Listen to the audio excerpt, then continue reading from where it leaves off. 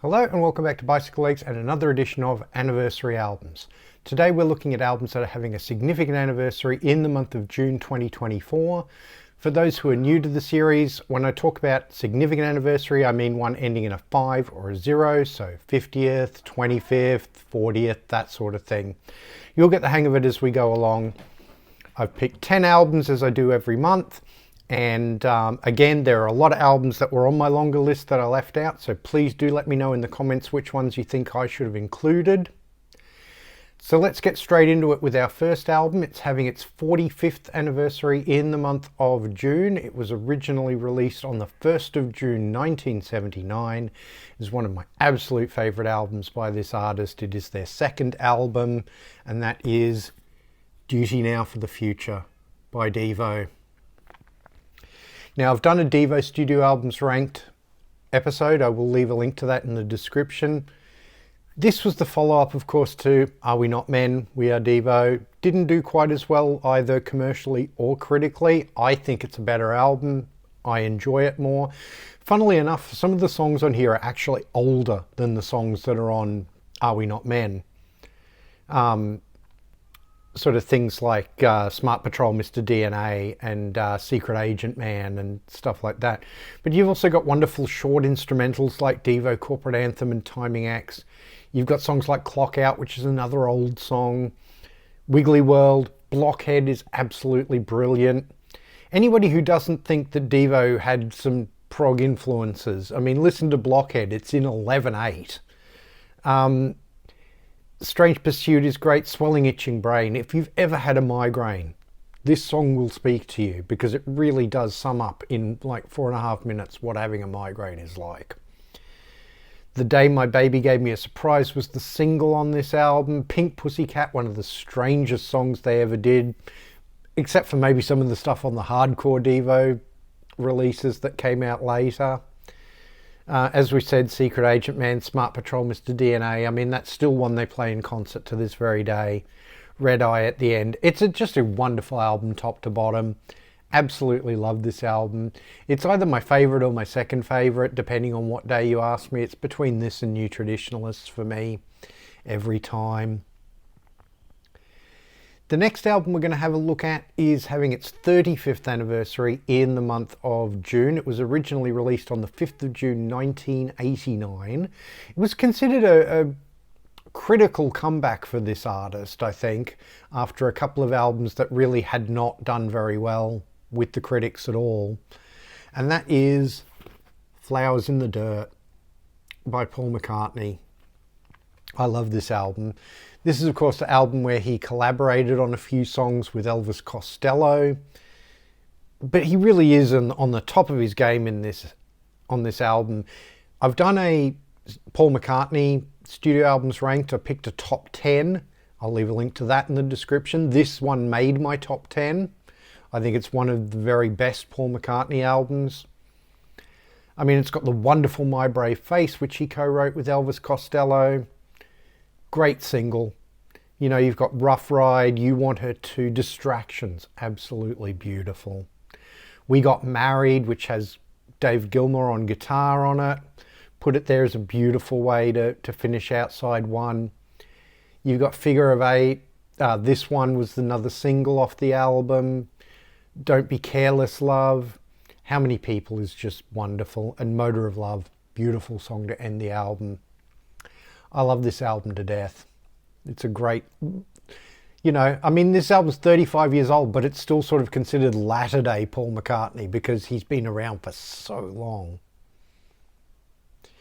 The next album we're going to have a look at was the debut album by this very, very famous artist.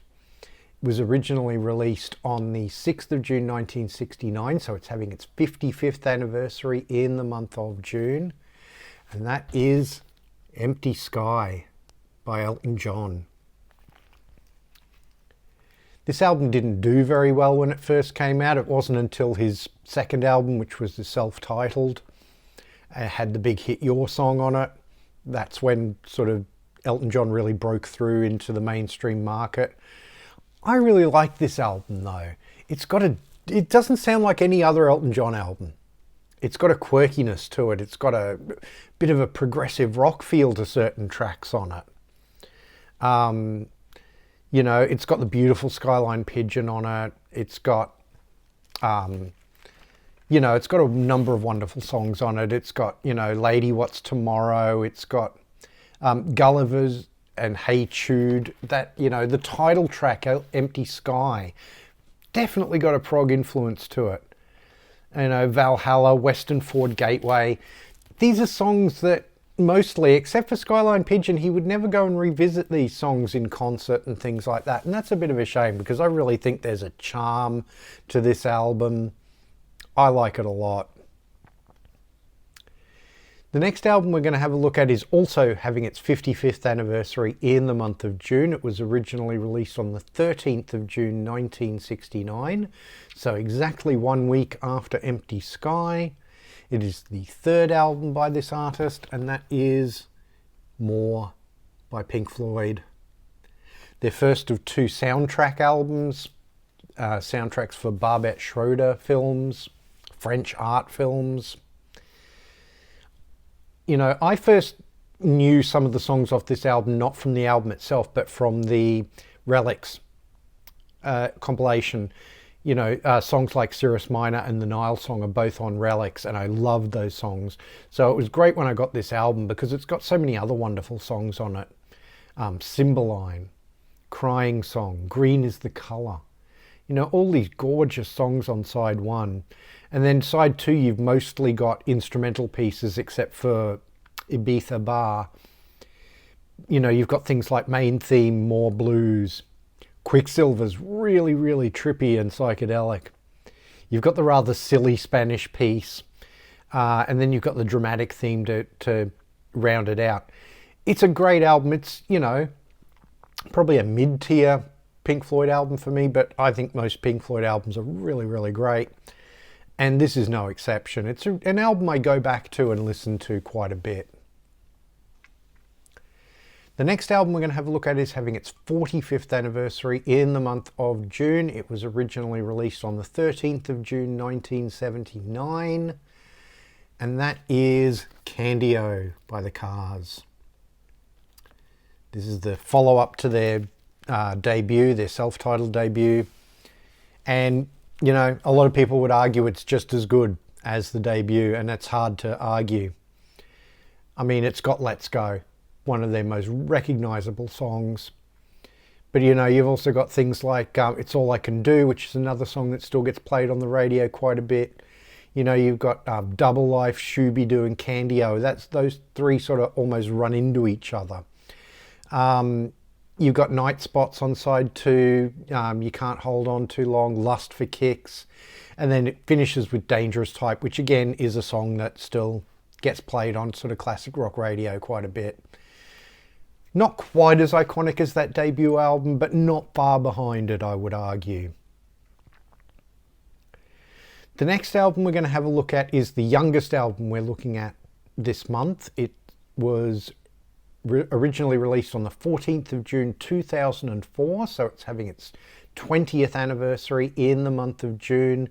It is my favourite album by this artist. It is also the first album I ever experienced by this artist, and that is Dark Matter by IQ. And Giant Electric P have just recently released this on vinyl for the very first time, which I was very excited about and had to order as soon as it was available. When I first heard this album, I didn't get it. But it was on like the third, fourth listening to this album that it clicked, and I suddenly realized what a brilliant band this is and what a brilliant album this is. And to this day, it's still my go-to IQ album, even though they've done so many wonderful albums, both back in the 80s and in more recent times. But this is the one for me.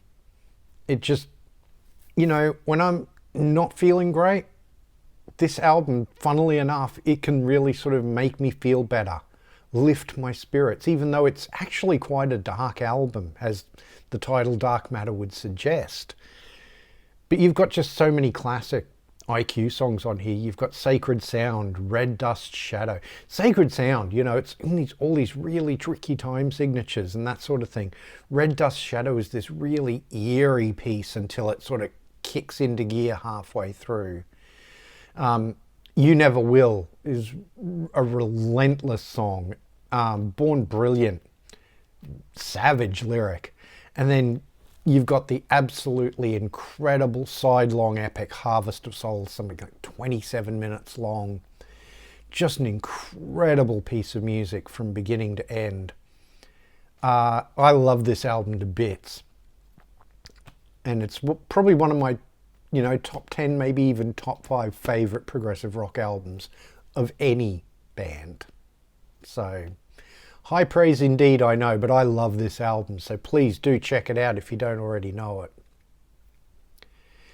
The next album we're going to have a look at is having its 45th anniversary in the month of June. We seem to have quite a few 45th anniversaries this month. This was originally released on the 15th of June 1979. It is the debut album and first of only 2 albums by this iconic post-punk band. It is Unknown Pleasures by Joy Division.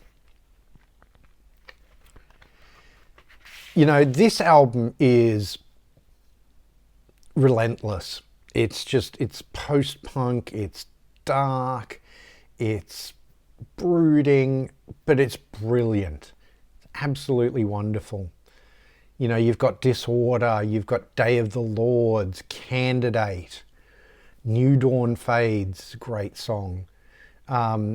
She's Lost Control, Shadow Play, Wilderness, Interzone, and I Remember Nothing, the sort of epic closer, sort of 6 minutes long.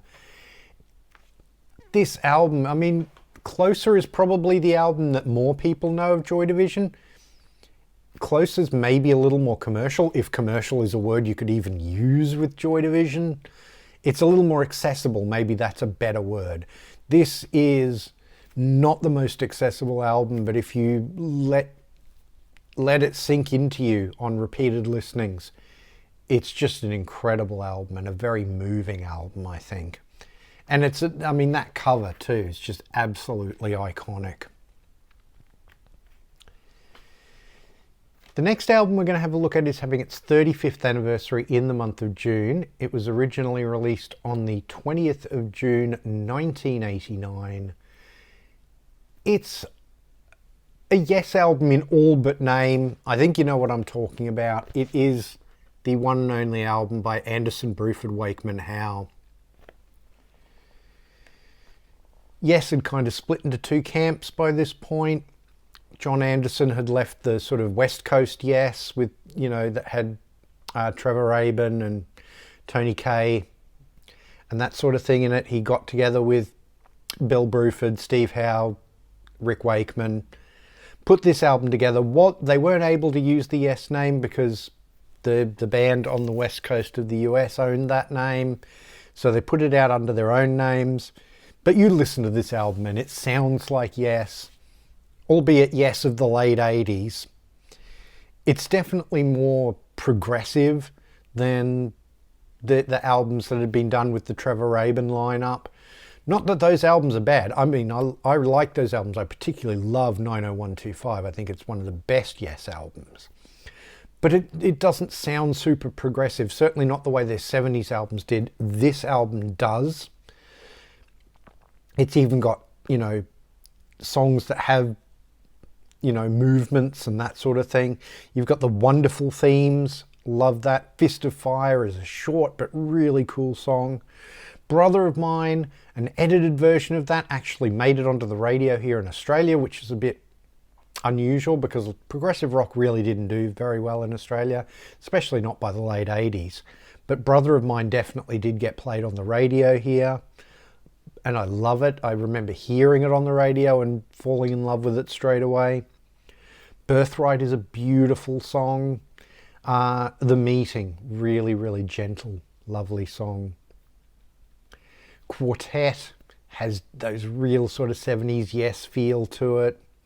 Tique Bois is probably the song that divides people the most because it's got a bit of a sort of calypso Caribbean feel to it. And yeah, it's probably the weakest track on the album, but I still don't mind it. Order of the Universe is incredible. Love that track to bits. Let's Pretend is a great little closer too. So, of course, what was supposed to be the second album for Anderson, Bruford, Wakeman Howe got merged with what the Yes West guys were doing and ended up being the rather execrable Union album, which, if it's not my least favourite Yes album, it's second or third. It's really not a very good album at all. Rick Wakeman calls it an album onion because every time he hears it, it makes him cry. I think that's a hilarious line. But it's this Anderson, Bruford, Wakeman Howe album from 1989. Really good album. I love it. And to me, it's a Yes album in all but name. The next album we're going to have a look at is possibly my favourite album by this artist. It's having its 45th anniversary in the month of June. It was originally released on the 22nd of June 1979. It is Rust Never Sleeps by Neil Young and Crazy Horse. The album was mostly recorded live with a few overdubs here and there, but it was recorded in a way that it didn't sound like a live album. It sounded like a studio album. And it just has an incredible energy to it. It's got some of Neil's acoustic stuff. It's got some of the really heavy, crunchy rock that he would do with Crazy Horse. To me, it is my favourite Neil Young album. I love it to bits. You know, it's got Hey Hey My and My Hey Hey, Out of the Blue into the Black as bookends the album. You know, one version acoustic, one version very crunchy and heavy rock. But you've also got, you know, wonderful songs like Thrasher and Pocahontas, Sail Away. Song Powderfinger, is the Australian band Powderfinger would name themselves after that song.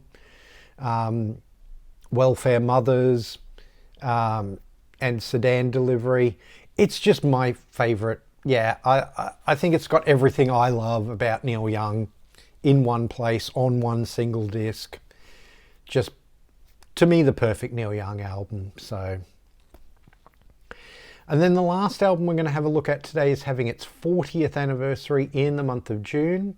It was originally released on the 25th of June 1984. It is this artist's best-selling album and best-known album, and that is Purple Rain by Prince and the Revolution. Now, I first got into Prince when the song Controversy came out, and then, of course, 1999, Little Red Corvette, they were all hits here, but this was the album that made him a superstar. You know, especially here. I mean, he was probably already a pretty big star in the US with 1999, but this one just broke him into superstar status. And the film did really, really well as well. Of course, all these songs are from a film, Purple Rain, so, I mean, it's got wonderful Let's Go Crazy. It's got When Doves Cry, which is one of my absolute favourite Prince songs. It's got I Would Die For You, Baby I'm a Star. It's got the beautiful ones. It's got the controversial Darling Nikki. It's got the title track Purple Rain. Really epic song.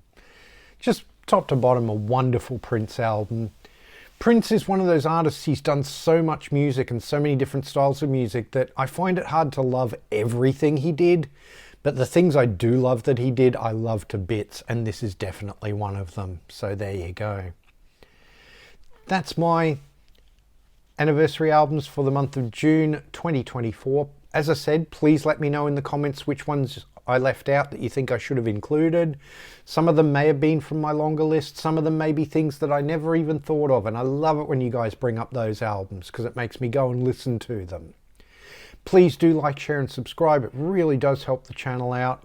If you're new to the channel, please go and have a look at some of my other videos. I have everything playlisted, so if you want to go and have a look at some of my other anniversary album shows, I have a playlist for those. If you want to look at some of my studio albums ranked shows, I have a playlist for those. And if you want to see my appearances on other people's channels, I also have a playlist for those. If you want to follow me on social media, I'm at bicyclelegs on Instagram, Twitter, and a whole bunch of other places. I also have a dedicated Bicyclelegs Facebook page. Links are all in the doobly-doo. Please do give those all a follow and join in the conversation. I'd really love to have you there. Thank you very much for watching, and I'll see you in the next one.